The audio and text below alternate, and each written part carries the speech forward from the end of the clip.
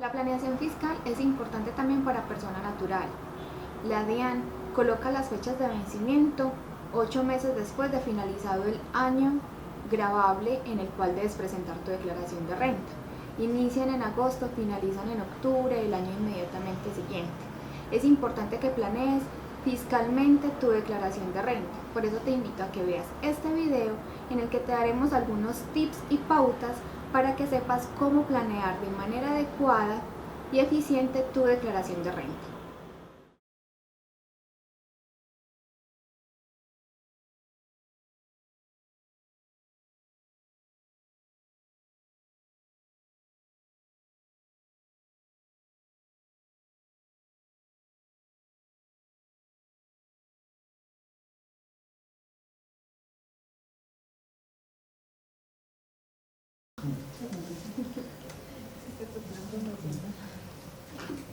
Entonces, inteligencia fiscal. ¿Qué es inteligencia fiscal? No quiere decir pues que le estemos diciendo que ustedes no saben hacer las cosas, no, pues, no están en capacidad de calcularlas, no. Simplemente es plantear estrategias sobre las acciones que hacemos cotidianamente con una proyección de lo que esas actuaciones van a impactar dentro de nuestros impuestos para el año siguiente. Estos 8 temas que tenemos acá es como lo que uno principalmente encuentra en las declaraciones de renta de persona natural y que implica que una persona tenga que pagar unos impuestos muy altos o empezar a hacer una serie de triquiñuelas y de actos que la verdad no son lo más recomendable para evitar el pago de impuestos. Cuando uno les dice, pague lo justo, me dicen, es que usted le quiere pagar toda la DIAN, usted me quiere dejar sin plata a mí, usted trabaja para la DIAN. No, yo no trabajo para la DIAN, es que yo me tengo que ceñir a una normatividad, como ya vimos, que me exige que hay cosas que tengo que hacer. Entonces, ¿cuál es la invitación? Pensemos antes de hacer lo que vamos a hacer en las implicaciones que eso va a tener en mis impuestos del año siguiente. Entonces, valor patrimonial de algunos bienes y no vender su inmueble antes de planear su declaración. ¿Por qué esos dos en uno? Ya lo vamos a mirar con un ejemplo.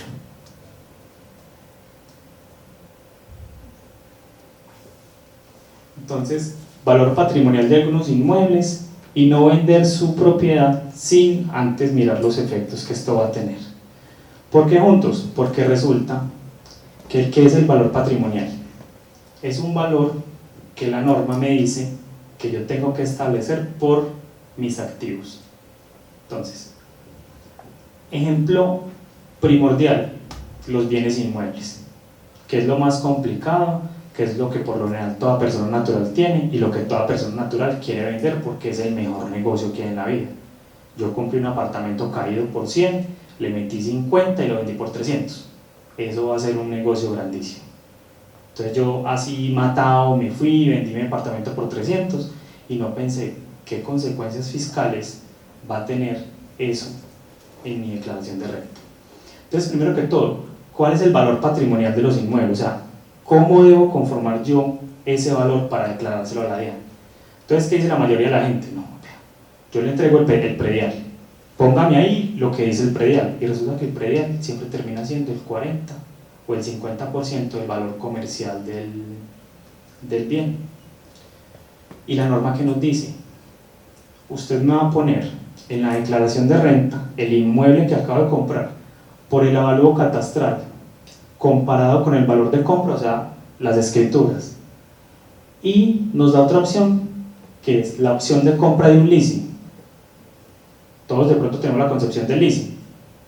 Yo voy a una entidad financiera, le digo que me dio un inmueble, le voy pagando por cuotas mensuales que se dice que son cánones de arrendamiento y él me dice el 10% del valor del inmueble usted me lo va a pagar por allá dentro de 15 años y eso va a ser lo que le va a valer a usted el apartamento. Entonces yo voy a reflejar fiscalmente un apartamento que vale 300 millones por 30 millones al final de 15 años.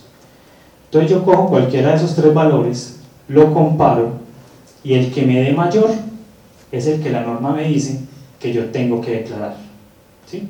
Entonces, si el apartamento en escritura vale 300 millones, pero en el predial dice que vale 100, yo no puedo o no debería en mi declaración decir que vale 100 millones, sino 300 millones, que es lo que me está diciendo la escritura.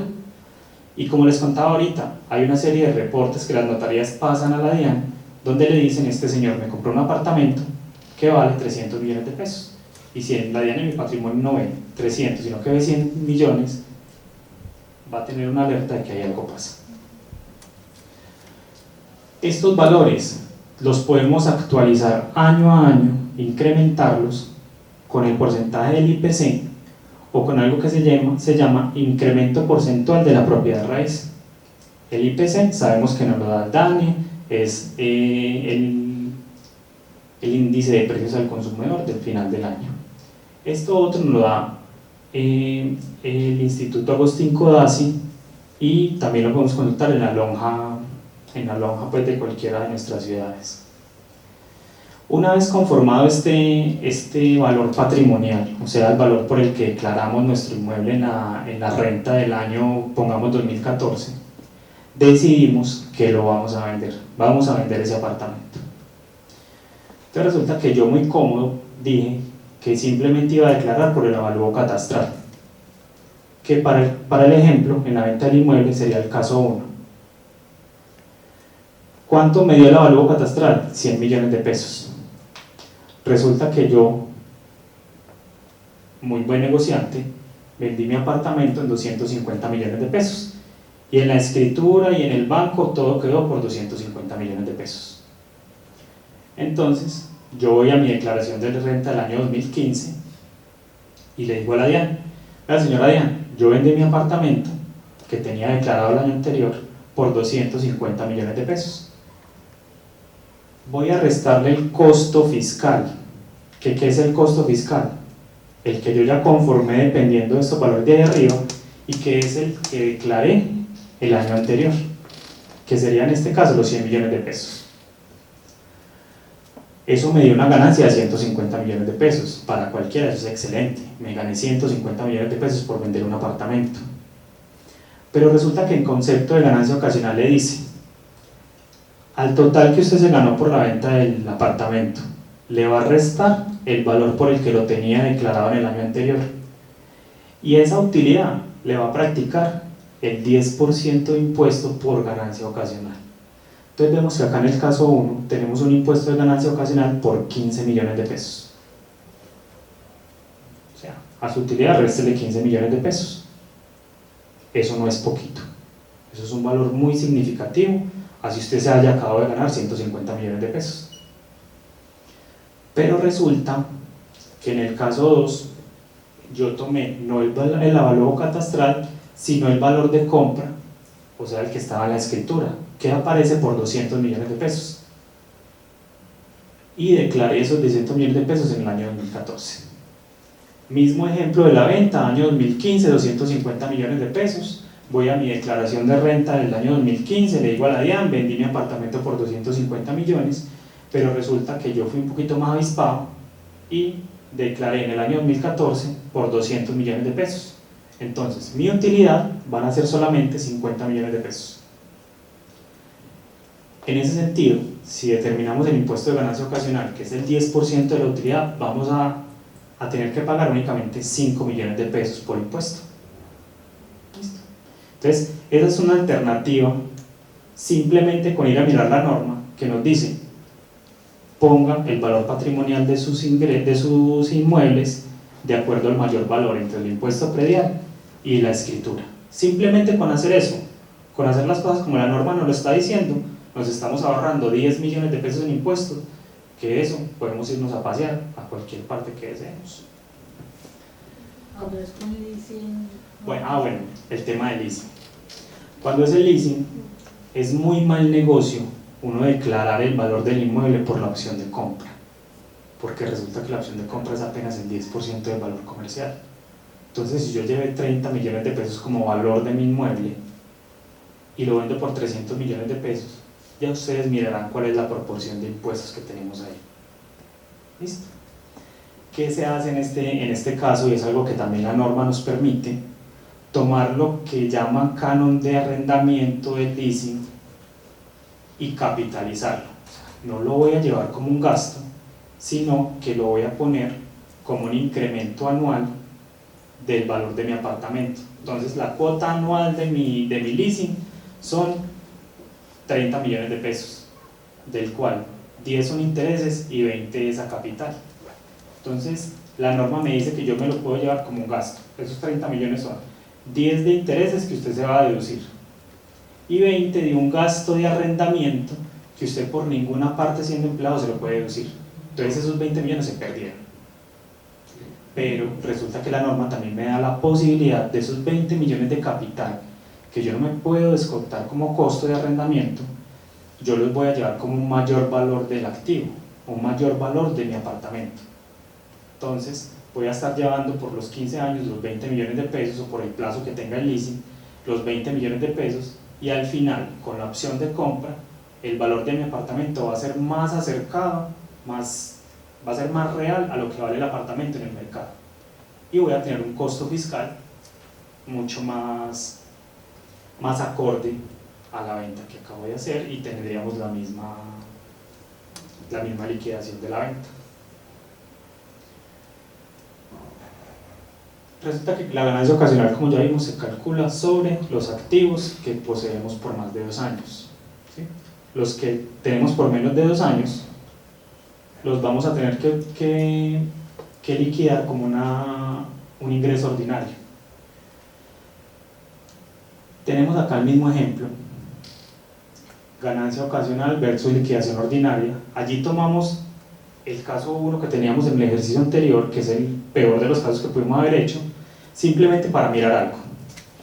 Aquí tenemos una ganancia por la venta de nuestro apartamento que tenía menos de 2 años, de 150 millones de pesos. Entonces, en una tablita que tiene el estatuto tributario que nos va a decir cómo liquidar el impuesto, él nos dice, coja sus 150 millones de pesos, conviértelos a una unidad de medida que se llama VT, que ahorita vimos que era, eso nos da 5.304 VTs.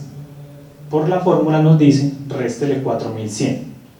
Esos 4.100, ¿por qué? Esos son unos rangos que tiene la tabla.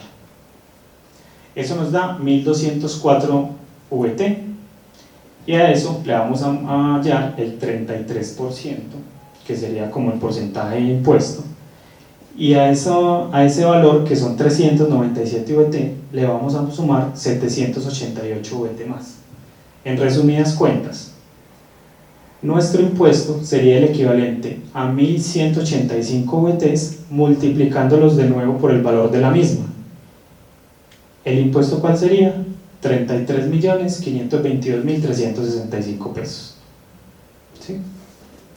Si lo comparamos con el peor de los casos del ejemplo anterior por ganancia ocasional, tenemos que nos va a dar una diferencia de más del 50%. Vamos a tener que pagar más del 50% del impuesto. Entonces, en este caso, ¿cuál es la invitación? O sea, haga esto de vender un inmueble con menos de 2 años, única y exclusivamente si no tiene otra alternativa. Pero resulta que yo tengo 1 año y medio con el apartamento y lo quiero vender ya porque necesito plata ya. Entonces, ¿yo qué puedo hacer? Puedo hacer una promesa de compra-venta.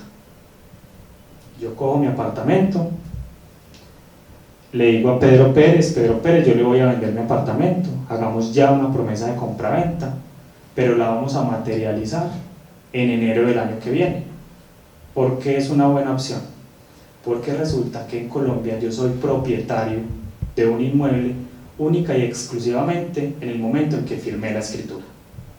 Cuando yo firmo la escritura, ya todos los derechos de pertenencia al inmueble son míos. Entonces, si yo firmé la promesa de compraventa ante un notario y dije que ese inmueble lo iba a vender por 250 millones de pesos, pero resulta que yo en el año 2015 no hice nada con eso, sino que simplemente la promesa de compraventa quedó ahí, yo no voy a tener ninguna venta de inmuebles por el año 2015, sino que en enero de 2016 fui con Pedro Pérez a la notaría y firmé la escritura, y en ese momento ya el inmueble sí es mío, pero resulta que en el 2016 ya lo he tenido por más de 2 años. Entonces voy a calcular la ganancia ocasional, que me sale más barata que hacerlo por una liquidación ordinaria, que me sale más del 50%. Entonces, Si tengo la posibilidad de, a través de la firma de una promesa de compra-venta, extender la compra del inmueble por los 2 años que serían activo fijo para efectos de la ganancia ocasional, es la mejor alternativa para no pagar tantos impuestos.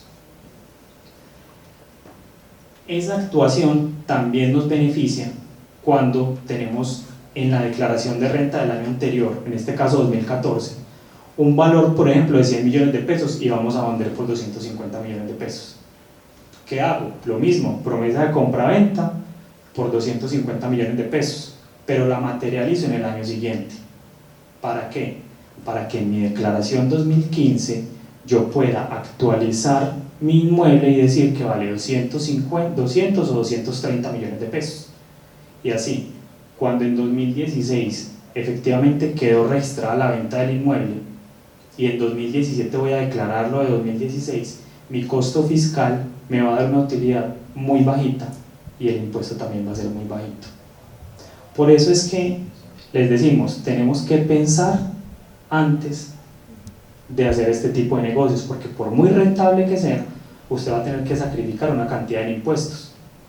Y yo no le estoy diciendo no pague impuestos, no, pague lo justo o aproveche los beneficios que tiene la norma, los vacíos que tiene la norma, para que pague menos, sin tener ningún riesgo más adelante que va a venir la DIAN, lo va a visitar, le va a desconocer todo lo que usted hizo y le va a cobrar unas sanciones enormes. ¿Qué pasa? Hay personas que venden su inmueble por 250 millones de pesos, lo declaran por menos, porque en la notaría hicieron la escritura por la mitad del valor, por 125 millones de pesos, entonces creen que le hicieron el negocio de la vida. Entonces en la notaría dice 125 millones, yo lo declaro por 125, tengo una utilidad solo de 25, 2 millones y medio de impuestos, excelente. Pero resulta que los otros 125 millones de pesos que recibió por el inmueble se los consignaron a la cuenta. Entonces, ¿usted qué hizo ahí? Nada, porque tiene que entrar a justificar los 125 millones de pesos de más que le entraron a su cuenta. Y si no tiene ingresos y no tiene patrimonio con qué justificar ese incremento de 125 millones de pesos en su cuenta, muy probablemente va a tener que darle cuentas a la DIAN de qué fue lo que hizo.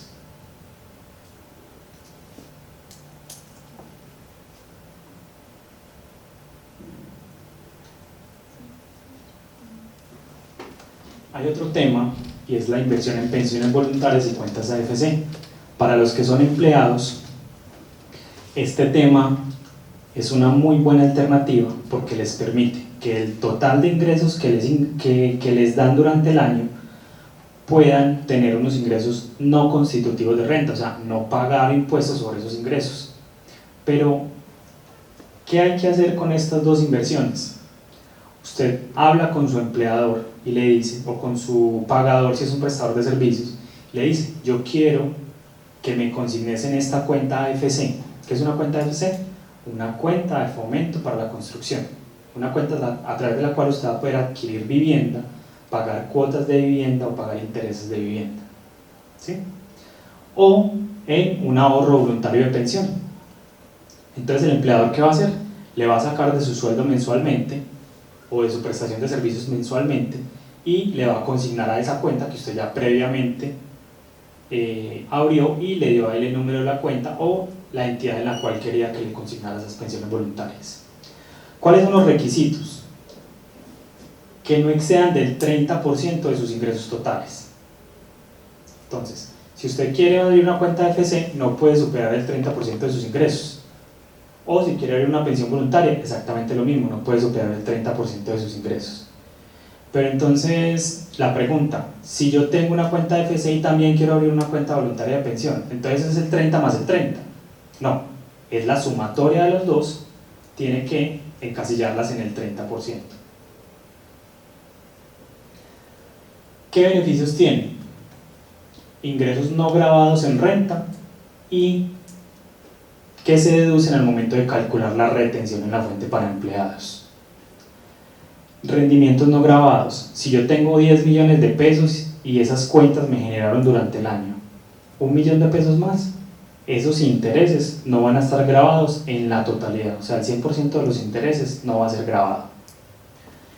Y una inversión, un beneficio que no está dentro de la norma tributaria pero que lo consideramos importante es adoptar una política de ahorro. O sea, en Colombia no ahorramos, y esta es una de las cosas que nos permite ahorrar, así sea forzosamente, y tener un incremento de nuestro patrimonio futuro. ¿Cómo conservamos este beneficio? Las inversiones en pensiones voluntarias dicen que yo debo mantener esos valores dentro de la cuenta como mínimo 10 años para no perder el beneficio. O sea que si yo retiro esos valores antes de los 10 años, van a pasar a ser ingresos grabados en mi declaración de renta en el año en que los retiré. Y el fondo de pensiones donde los tenía me va a cobrar una retención en la fuente sobre esos ingresos. Lo mismo pasa con las cuentas AFC, pero solamente tienen una duración de 5 años. Si yo los retiro antes de los 5 años, pasa exactamente lo mismo. Ingresos grabados por los cuales voy a pagar renta y una retención en la fuente que me van a aplicar al momento del retiro. Pero la norma también dice, si usted los retiró antes de los 10 años para pensiones voluntarias o antes de los 5 años para cuentas AFC, le permito conservar el beneficio única y exclusivamente si están destinados a pensionarse o adquirir vivienda. Adquirir vivienda comprende, voy a pagar la cuota inicial, voy a pagar cuotas subsiguientes cuando ya tengo una obligación, voy a abonarle intereses o voy a hacer adquisición de una vivienda nueva o usada. ¿Listo? Entonces ese es el beneficio que termina siendo muy bueno para las personas cuando tienen altos ingresos y pueden comprometer una parte de sus ingresos al ahorro.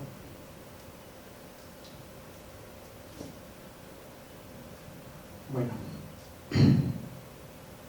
también tenemos acá unos aspectos básicos que son comunicación asertiva y oportuna con su contador. Si usted hace todo lo que le acabamos de decir que no puede hacer y no le cuenta al contador, sino cuando le llevo los documentos para que le haga la declaración, ahí ya no hay nada que hacer. Si usted vende su apartamento y tiene una utilidad de 50 millones de pesos en vez de una de 5 que podía tener, yo ya no puedo hacer nada. Yo le tengo que decir, infortunadamente tenemos que declarar sobre esos 50 millones de pesos.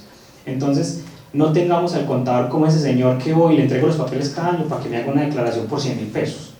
No, venga que es que yo lo necesito para que usted me ayude a planear lo que voy a hacer durante todo el año y no tener que pagar impuestos. No preste sus cuentas ni su nombre. Hay personas que son felices prestándole las cuentas al hermano, a la mamá para que eche una platica que el hijo le está mandando desde el exterior. Eso tiene unos efectos fiscales y es que si usted no declara renta, lo van a poder declarar renta por esos ingresos que está teniendo en su cuenta. Y si bien no tiene que declarar impuestos, porque usted puede justificar que no es su dinero, sí va a incurrir en una serie de trámites para poderle explicar a la DIAN que es que esa plata es de su mamá, que su mamá le pide el favor que le prestara la cuenta y posiblemente le va a solicitar que corrija su declaración, que le pague sanciones, y esos son procesos que se pueden ir muy largos y le pueden costar honorarios de un abogado que, como sabemos, son muy costosos. La retención en la fuente es mala. Todo el mundo cuando ve la retención en la fuente piensa que eso es el acabo, o sea, ya me robaron la plata. En algunas personas la retención en la fuente termina siendo un beneficio, porque al final del año tienen que pagar un impuesto, y si yo te digo hoy, tienes que pagar 2 millones de pesos de impuesto mañana, entonces empieza a rascar la cabeza y decir, ¿de dónde lo puedo sacar? Tengo que ir a prestar en el banco para poder pagar la declaración de renta. Pero nos acordamos que en la empresa te retuvieron y te dieron un certificado por 2,5 millones. Entonces ya no tienes que pagar impuesto, sino que antes la DIAN te está debiendo 500.000 pesos por esas retenciones que la empresa te hizo y le consignó a la DIAN anticipadamente. Entonces no siempre la retención de la fuente es mala. Tenemos también que mirar el comportamiento de nuestros ingresos y de esas retenciones para saber qué tan convenientes puede ser tenerlas. Y esto último es algo que le dicen a uno mucho las personas que tienen un saldo a favor. Yo quiero la plata ya, venga, reclámele esa plata a la DIAN y que me la consignen hoy. Sí, eso es un trámite que se puede hacer. La norma dice que usted puede solicitar sus saldos a favor, pero no es tan fácil como yo ir a mandarle una cartica a la DIAN y dígale, consígneme mañana la plata en esta cuenta. Eso requiere una serie de documentos y una serie de soportes. ¿Esos soportes son qué? Los soportes verídicos de todos estos descuentos que nos acabamos de hacer en la declaración.